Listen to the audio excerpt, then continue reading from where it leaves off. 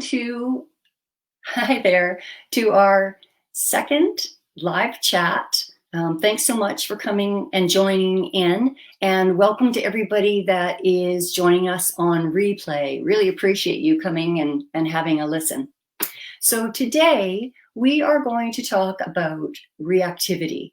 I want to cover this fairly early in our course of live chats because I know so many of you are dealing with a dog that has some kind of reactivity issue. And there's so many different types. It can be dog, it can be with people, might just be with kids, with cyclists, with cars going by, with the doorbell going off. It feels possibly from a bigger picture with me looking in that there's sort of like an endless number of things that dogs could be reactive to. But I know from your perspective, you might just be dealing with one specific thing. And even though it is just one thing, it could be, really impactful and not very pleasant. And you might be at a little bit of a loss, not knowing how to deal with it, or maybe you've been given some advice and it wasn't really the best advice. So today I want to try and simplify things, lay it out, lay it all on the line to show you and a way of dealing with this that really works, and it's based in science. So I'm going to really make an effort to make everything clear that when we're dealing with reactivity, it's still a training issue or a teaching issue. So before we get into the nitty-gritty of reactivity, I want to cover that first. The reason why I'm going to do that, not just to lay down the basics of training, but it's also when we're dealing with reactivity, I know there's a lot of emotion involved, right? We can get alarmed or frustrated. It's not something that we usually can sit back and go, oh, darn, I really want him to sit. There's something more that's vested into this situation. And that has a big impact on how we deal with things. So I just want you to keep that in mind, how the emotion influences the way you feel and the choices that you're making when your dog's reacting, because we're going to circle back to that a little bit later. So before we get there, let's get into a little bit about behavior and training or teaching behavior. So if we want to make things really simple, there's two categories. We're either going to be going into the category of building behavior. So we're teaching the dog to do something, teaching a new skill, or we're going to be changing behavior. So building behavior. When we're building behavior, we are focusing on what we want our dog to do. We want to be teaching them a new skill or behavior. And there's a few components to that if we want to be successful. Of course, we're going to teach that behavior and hopefully do it in a way that makes sense, breaking the pieces down so it's manageable for the dog's learning and they can be successful at each stage. We are going to really heavily reinforce it, right? Because that's the motivation for them to want to continue doing it in the future. It's all about motivation. And in positive reinforcement, it's about motivating them in the way that they enjoy. So the likelihood of them doing the behavior again is going to keep increasing. So those are two really significant parts of training and building new behavior. But there's a couple of other things that are important for success. We can't expect our dogs just to, start practicing a behavior in the kitchen and then be able to do it in all kinds of different scenarios with varying degrees of distraction or things going on around them. So it's really important that we do start the training in what we could consider as the classroom, in the home, at a quiet time when the distractions are low, so that it's easy for them to be able to focus and they don't just get distracted by stuff in the surroundings. But eventually we're going to have to step by step build that up, introducing different types of things into the training environment till eventually they're ready to be able to practice like real life. And then that's when we can get ready to actually start using the behavior. So this will be the case no matter what the behavior is that we're trying to teach. We'll always want to try and think about what's the behavior that we want. Let's teach it. Let's make sure we really reinforce it well. And then let's start having a plan of how we're going to work from the classroom up to the real life situation where these are the actual places or situations where we're going to want to use the behavior. Now, there is one more piece of the training puzzle that we would normally incorporate into any training plan, and that's management. And that's often a piece that gets missed. And it's an important piece because when we use management, even when we're building a new behavior from scratch, it's still going to help us keep out the interference or things that might get in the way as far as the dog choosing and starting to build up other behaviors that might be competition for that main one that we're looking for. So using management to be able to keep that one behavior that we're focusing on and teaching and reinforcing, sort of making that the very top thing that they can be focusing on without getting distracted with other behaviors that they might do in those situations, it really helps. So management really is an important part. And if you use it well, if you know how to incorporate it into your training plan, it's going to make the training go much more smoothly. Often it will help things go more quickly because it's just another tool that you can use to make the teaching much clearer for your dog.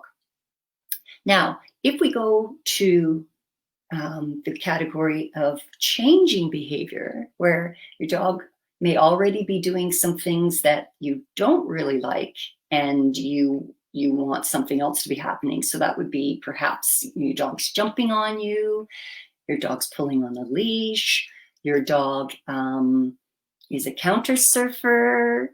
And if you got a bigger dog, that might be a really legitimate concern. Then in those situations, this is where things sometimes go a little off the tracks. Rather than still focusing on building behavior, often what will happen when we've got what we consider a problem or a problem behavior, now our focus will often be, how do I stop it?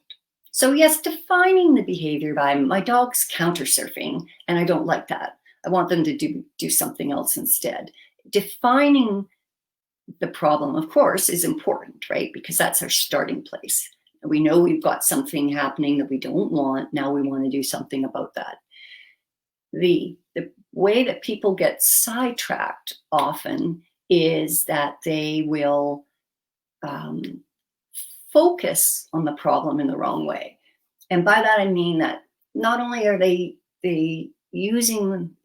defining the problem, they're thinking that the problem is the solution. The problem is not the solution. And I just would love that to sink in, because it may sound a little strange, but is so powerful when you're trying to change behavior. Because let me try and clarify it a little bit. Often when we define the problem, we say, okay, my dog's jumping up on me, or my dog's counter surfing. I don't want them to do that. Usually what we will say is, how do I stop? How do I stop them from jumping up on me? How do I stop them from counter surfing? And that's where we get into trouble. If you watch the first live chat that I did talk just briefly about how when we focus on stopping behavior, when we get focused just on that goal of stopping things, that we can get ourselves into trouble. And I'm not going to go into a lot of detail, or I'm not going to sort of repeat that. Hopefully you've already seen that live chat. So for people that have done that, I'm not going to make you listen through that again. If you haven't heard that, I invite you to go back to the live chat from June 15th, where we do talk about that a little bit. But let me say that the issue with focusing on stopping the behavior is that again, it's taking us into a place where we're focusing on the wrong thing, and it can lead to some problems. So instead, even though you are trying to stop something, instead of focusing on that, we're going to focus on, well, what do you want your dog to do instead? And go back to that building behavior concept instead, which is way more productive. Because let's think about it. If you were wanting to deal with your dog jumping up, so we've defined the problem. My dog jumps on me, and I don't want them to do that. But instead of saying, how do I stop them from jumping, we're going to think about, well, what do you want them to do instead? Let's focus on that. If you don't want them jumping on you, would you rather that they just sit quietly next to you? Is that the behavior you would prefer? Is that the behavior that we would build? Would you rather, instead of jumping, you think, well, I don't care where they sit, whether they stand, I just don't want them on my feet. Maybe a little bit of personal space. That's all I care about them. I don't want them bumping into me, standing on me, or jumping on me. But you see, the difference is the solution is that we are choosing a behavior that we do want them to do instead, and we're going to focus on that to build that new behavior. If we were talking about counter surfing, rather than defining the problem, I don't want my dog, my dog is counter surfing, I don't want them to be doing that anymore, rather than the solution being, how do I stop them from doing that? I want to stop them from counter surfing. Instead, we ask ourselves, well, what would we rather that our dogs do? Would it be that anytime that they come through the kitchen, they're always 4 on the floor? Well, we'll teach them that behavior. Or would you like them to have a settling spot where, rather than coming into the kitchen, that they go and lay quietly in a particular spot or on a mat? That again puts the focus on what you do want them to do, and allows us to step into that building behavior program instead. So this is such a powerful way to approach the problem, because it gives you a positive thing to focus on, and you can actually define what you want your dog specifically to be doing.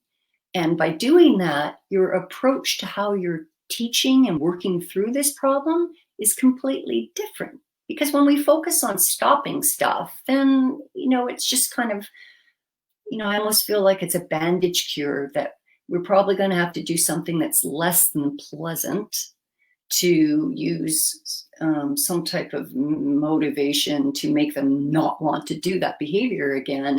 And usually that's not very positive for the dog. And it often is not particularly nice for us either, because we get frustrated, we may get upset, and it's just not nice for either the parent or the dog. Now, when it comes to changing behavior, we still have the same plan then, that we're picking our behavior that we do want. We're going to teach it. We take the time to teach it.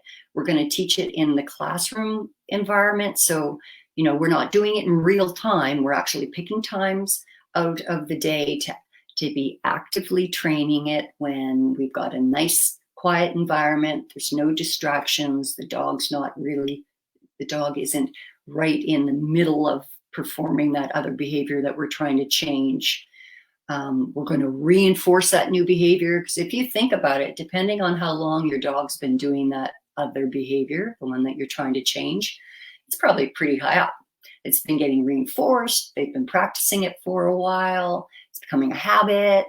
That's high in the kind of on the behavior scale for them. So we need to not only teach them the alternative, but we need to reinforce it and reinforce it and reinforce it and reinforce it, so that in the future, the likelihood of the dog choosing that new behavior is at least at par, but ideally, it actually is now higher.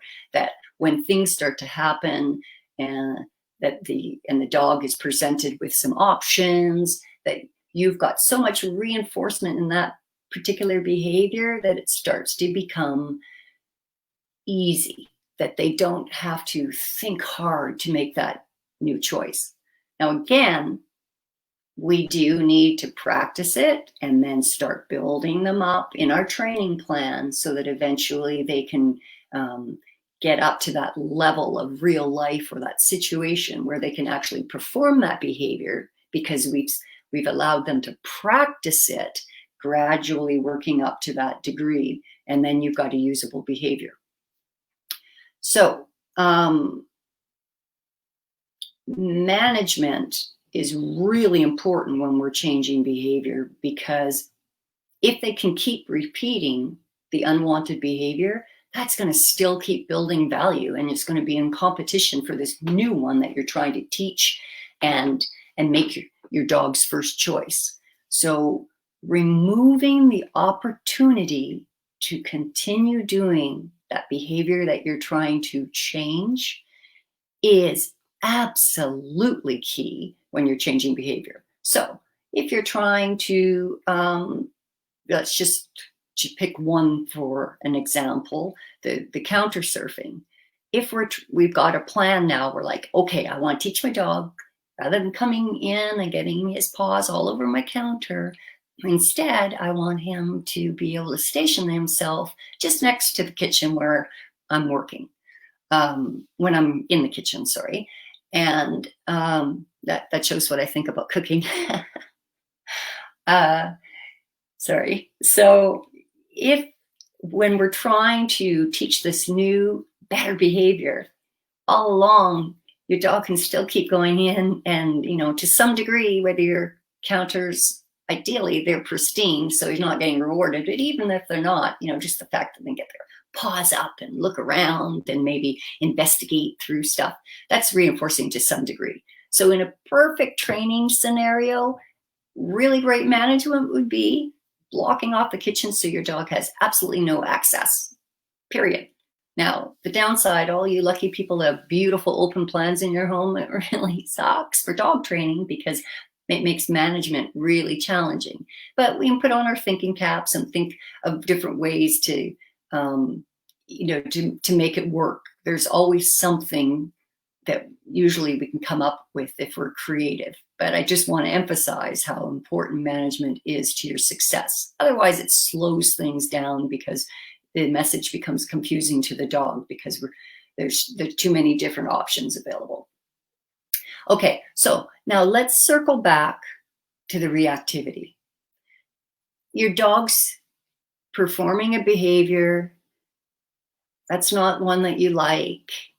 We want to think about changing the behavior rather than focusing on how do I stop my dog from reacting when it sees another dog. We're going to think about, well, what do you want your dog to do instead? Well, yes, of course, not react. But what does that really mean? Do you want the dog when it sees another dog, your dog, when it sees another dog to circle back and come to you and give you eye contact? Is it okay where they, if they are a little bit away from you because they're on long line, that they just look away from the dog and check in with you automatically? If they're on leash, do you want them to notice the dog but then completely ignore it and be able to maintain loose leash walking with you? There's lots of different options, but and it's up to you. It's personal choice. Not everybody's going to want the same thing, and that's fine. But the important part is that we are focusing on what you do want, and then we're going to teach that. We're going to reinforce the heck out of it. Again, making sure that we're teaching it in a classroom environment, not real time when those things are happening, right? That's too hard. And then we're going to gradually start teaching what that ideal behavior is, setting up little scenarios and situations that go from the easy classroom, step by step by step, up into the real life situation. So you think, oh, that sounds pretty good. But bad news, guys, it's actually not quite that simple when it comes to reactivity. there is one more component to it, and that is the whole thing about the emotion. Remember at the beginning when I said, how are you feeling when your dog reacts? Most of us, we catch a breath, we get that sinking feeling in our gut, or our heart starts racing. We may get frustrated, but a lot of us, I know, get a little bit worried when we see that thing approach. We're like, oh no. Okay, so here's the deal. Your dog's reacting for the same reason. He's having an emotional response too. That's what the CER is. And like I said in the invitation, no, it's not the band. It's not CCR. It's CER. It's a conditioned emotional response. So it's just basically got to do with the fact that there's this trigger. Whatever it is that your dog is reacting to is a trigger that is, without it thinking, they just immediately have an emotional response to it. And it's usually not a good one. It's they're worried, they're conflicted. Maybe they've had a bad experience before, and they just immediately think, oh, this is trouble. Maybe they didn't have a complete socializing when they were young, so they haven't built confidence around that particular thing. There can be lots of reasons, but the bottom line is they're having an emotional response to it. And so although you can still be working through your training plan, just like you would for building any behavior, there's this other component that must be addressed or you're going to have limited success. Now, changing the dog's emotional response, switching that conditioned emotional response from uh-oh to oh boy is, it's not really hard to do. I'm going to go into just a few details just so you can kind of get a handle of what it looks like. But I should say that when we're working on reactivity, you can be teaching the new behavior at the same time, but it's done as a separate exercise in the home, like we would do with any other new behavior we're teaching. And the CER, or the emotional part of the behavior, that's what you're going to be doing outside for now. So if you want to just do one and focus on changing the way your dog feels about the trigger, and then once that happens, start working on the new behavior, that's totally fine. But you can absolutely do them together at the same time, but they're going to be happening in completely different environments. So the emotional part of the training happens where the triggers are happening, pardon me, and then the training of the new behavior, that's going to happen in the home to start with, so that that trigger absolutely is not present there when you're training the new behavior, and that you can absolutely control how you're building up the level of distraction and the difficulty of the situation. Now, when we are working on our CERs, or the reactivity or emotions of our dogs, it's really important that outside that time, when we're actively helping our dog with that, when we are training them with that we use management to remove it from their daily life. So depending on the degree of reactivity, you may need to take different degrees, incorporate different degrees of management.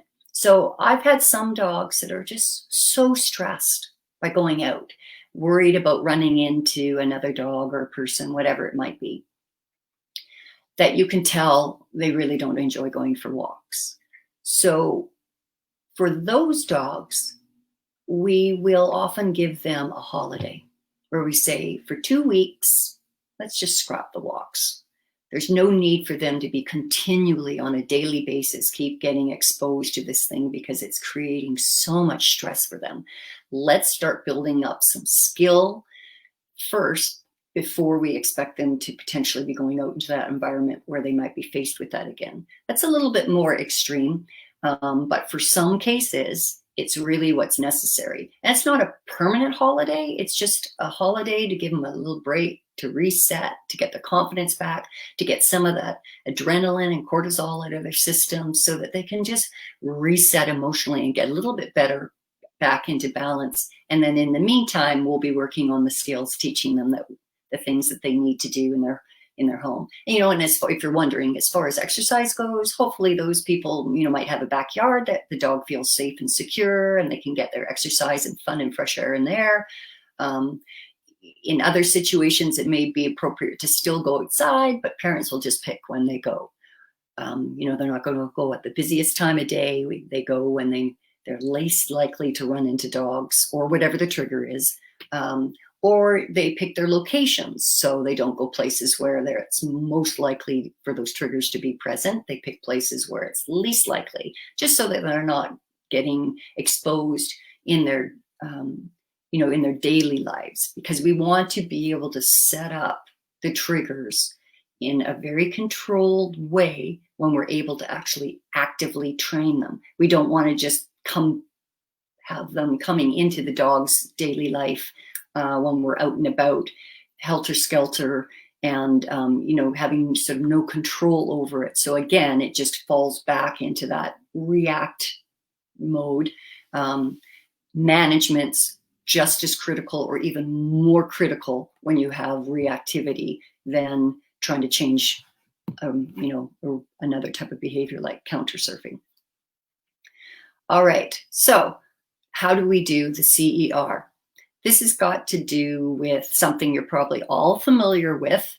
We are going to be changing that trigger, people, dogs, skateboarders, the doorbell, from losing it to loving it. And I'm just going to pause for a second. I'm going to ask you, do you have any idea how we would do that? It's really, really easy, actually. It's very straightforward. So how do you think we would accomplish changing your dog's emotional response to a trigger from losing it to loving it? I'll give you a little hint. If you know of a gentleman named Pavlov.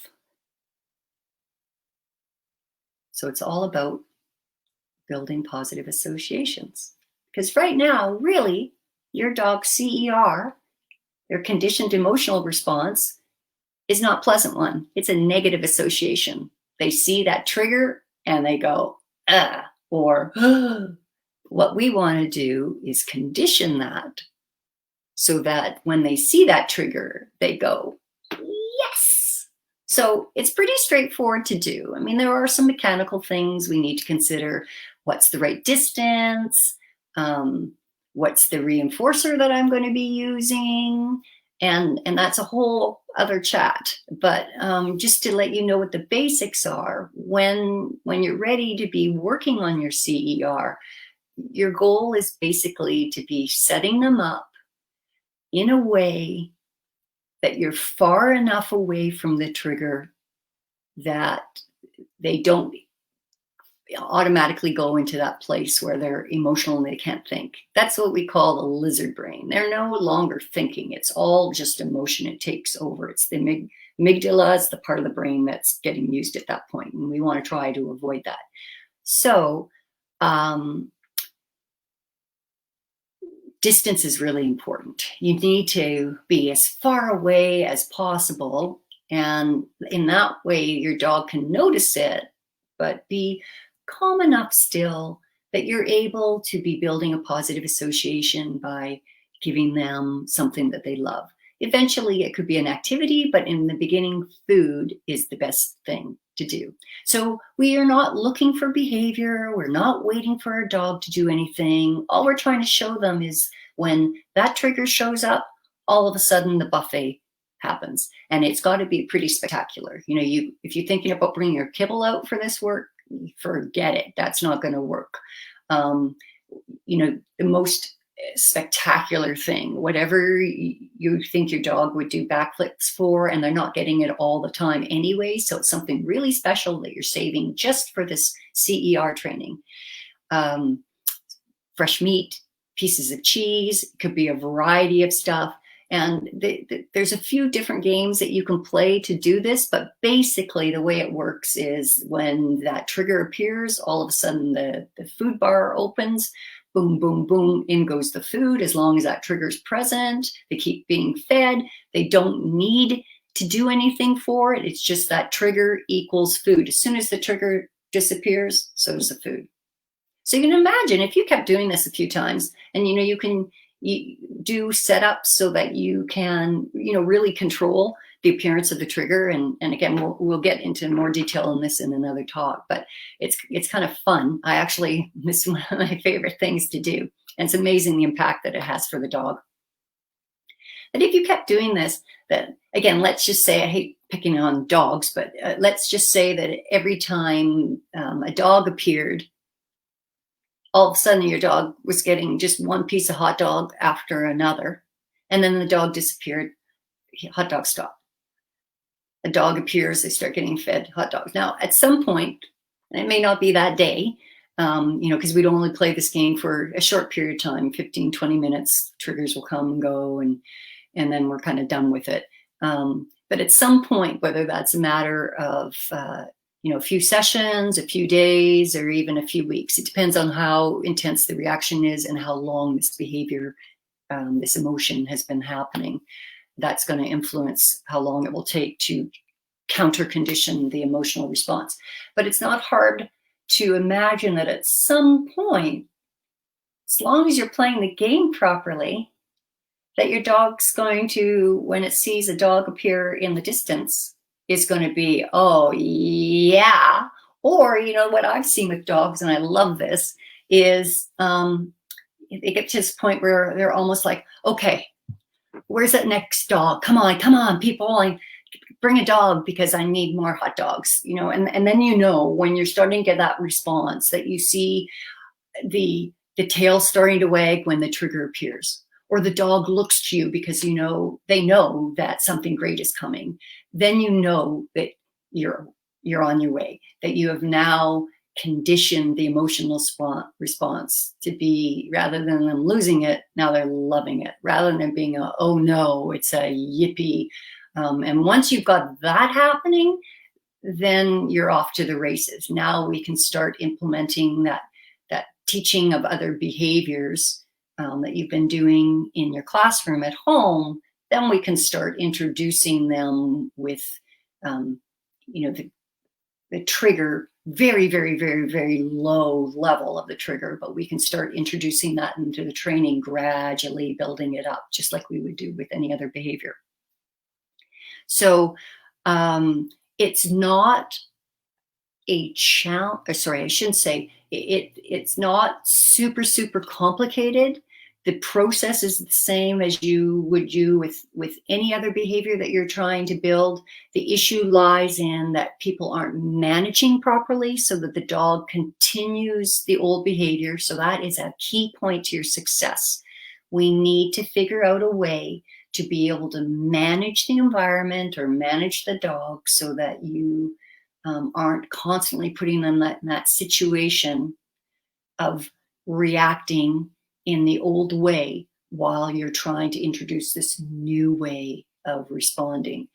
That we want to really pay a lot of attention to counter conditioning and changing the way that they feel about it. And so that we're changing it from losing it to loving it. And that we just need to be focusing on that solution of what do you want your dog to do instead, rather than focusing on just trying to stop the behavior. Because with emotionally driven behaviors, the problem of just simply stopping the behavior, the things that we talked before about why we don't want to do that apply to this situation too. But there's the additional one that, because the behavior that you're not liking actually has an emotional undercurrent to it, if we don't address that, if we just try to stop the reactivity, that's really just putting a Band-Aid on it. And that underlying cause is still there. And at some point, it's going to come out. and whether it comes out in a completely different behavior, or it just seems, it's kind of laying low for a while, and then all of a sudden you have a huge outburst. Or maybe it's just the fact that because we haven't really resolved the problem from the dog's point of view, that they're living with this stress still. Sure, they're not reacting, so it may look to us like everything's better, but from their perspective, that thing's still out there and they're still worried about it. So taking this approach of counter conditioning their emotional response and focusing on teaching another behavior, an alternate behavior in a positive way, so everything's as pleasant for the dog as possible. Not only will you have the best chance for success, but it's just the nicest way to do it for the dog too. It's the kindest way, the most effective way, and you will have success ultimately, because it's something that's really going to help the dog rather than just being a bandage cure. So I hope that was helpful. I could go on for about 16 hours on this particular topic because it's so fascinating. And once you kind of get a handle on it, I'm sure you're going to really love it too. And because you guys are actually going to be the trainers that are going to be doing this work, it's really exciting for me to have you start to grasp the concept and get excited about how it works.